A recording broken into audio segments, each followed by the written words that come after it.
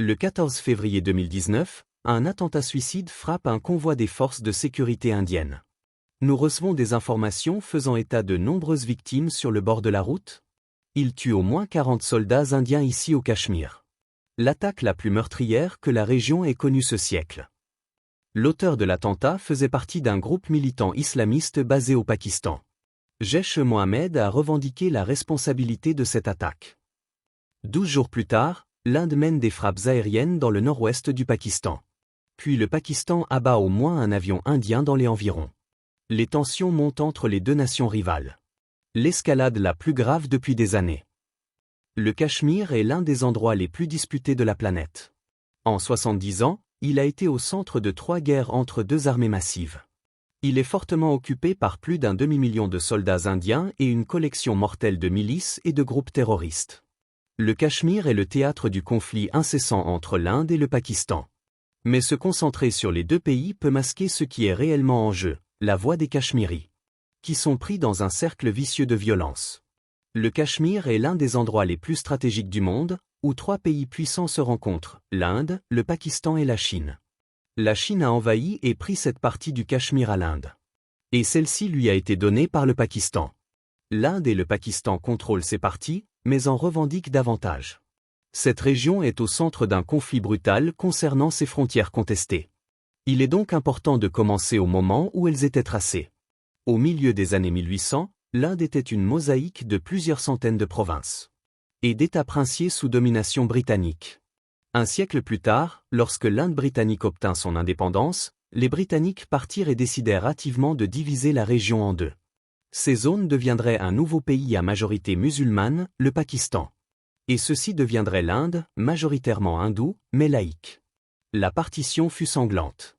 La haine communautaire s'embrase au Pendjab. 1 million de personnes deviennent réfugiées du jour au lendemain. Elles fuient une sauvagerie et une boucherie qui n'ont jamais été surpassées, même dans l'histoire tumultueuse de l'Inde.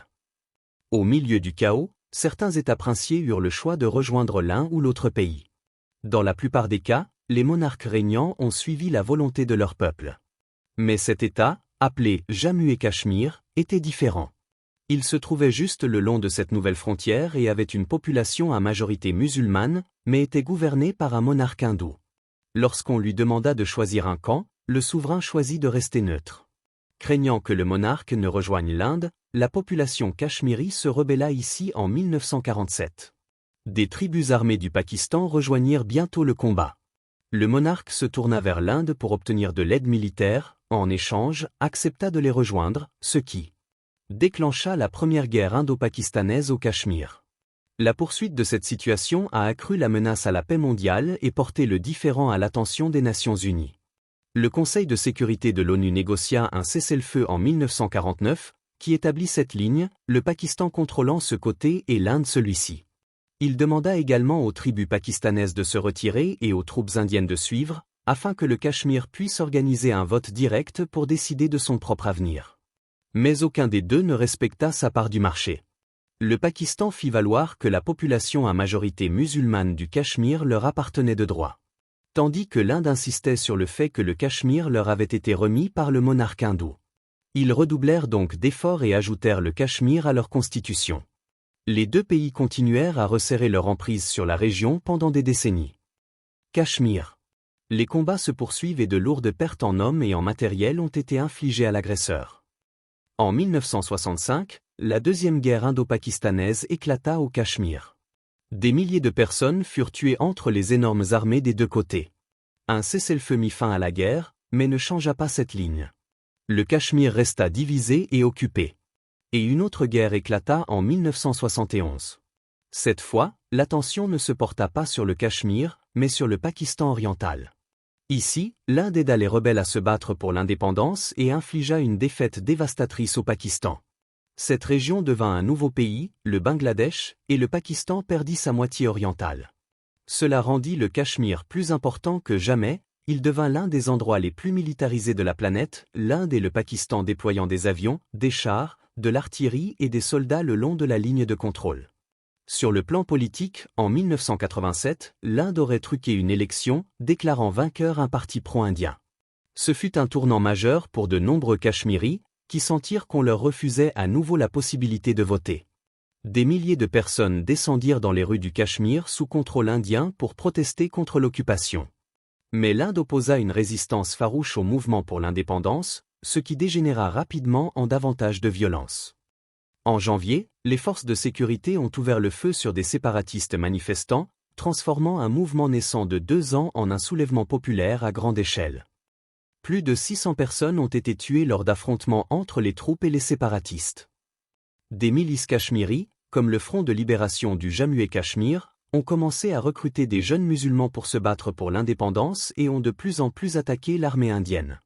Le Pakistan y a vu une opportunité dans cette insurrection. Ils ont aidé à introduire un nouveau type de groupe militant, des combattants islamistes radicaux qui se battaient pour un Cachemire plus pro-pakistanais. Au milieu des années 90, ces groupes dominaient l'insurrection. L'Inde a répondu avec une force militaire incroyable, déployant 500 000 soldats au Cachemire. Ils ont sévi contre les militants et les manifestants. Des civils non armés ont été tués et beaucoup d'autres ont été forcés de fuir la violence. Et en 1998, les enjeux ont encore augmenté. Aujourd'hui, l'Inde a effectué 3 essais nucléaires souterrains. Le Pakistan a effectué aujourd'hui avec succès 5 essais nucléaires. Le Cachemire est devenu un champ de bataille entre 2 nations dotées de l'arme nucléaire, et une autre guerre a éclaté en 1999. Davantage de preuves des attaques lancées sur la zone de Kargil sous contrôle indien. Les 2 derniers jours ont été témoins de certains des combats les plus acharnés jusqu'à présent. Des combattants musulmans militants ont également traversé certaines parties du Cachemire sous domination indienne. La guerre de 1999 s'est terminée par un autre cessez-le-feu, mais cela n'a arrêté aucun des 2 pays. Au fil des ans, les groupes militants pakistanais sont devenus plus audacieux et ont lancé des attentats terroristes au Cachemire et en dehors du Cachemire. En 2001, des membres du Lashkar-e-Taiba ont bombardé le bâtiment du Parlement indien à New Delhi, tuant 14 personnes. Et en 2008, 10 militants du même groupe ont tué 174 personnes et en ont blessé 300 à Mumbai. Pendant ce temps, l'armée indienne a sévi au Cachemire, tirant des balles et des plombs sur des manifestants non armés, faisant des centaines de blessés et d'aveugles. C'est le cercle vicieux de la violence.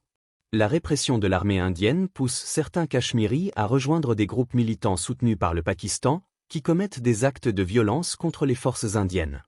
C'est un cycle dans lequel les civils cachemiris sont pris au milieu. Ce qui nous ramène à 2019. L'auteur de l'attentat suicide était Adil Ahmed Dar, 19 ans, de Pulwama, au Cachemire. Selon ses parents, en 2016, des policiers indiens l'ont arrêté et humilié, en lui forçant le visage contre le sol. La même année, il a été blessé à la jambe lors d'une manifestation. L'année suivante, Dar a quitté la maison avec ses frères pour rejoindre Jaish-e-Mohammed, une milice soutenue par le Pakistan qui l'a radicalisé et formé pour devenir un kamikaze. 1 an plus tard, il a conduit des explosifs dans un convoi militaire indien. Pendant plus de 70 ans, l'Inde et le Pakistan ont alimenté un cycle de violence, de représailles et d'exploitation au Cachemire. Mais derrière tout cela se trouve le souhait des Cachemiris de faire un choix. Un souhait qui continue d'être réprimé, encore et encore, par la violence. Si vous avez aimé la vidéo, dites-le moi dans les commentaires et n'oubliez pas de vous abonner à la chaîne pour recevoir toutes les nouveautés. À bientôt!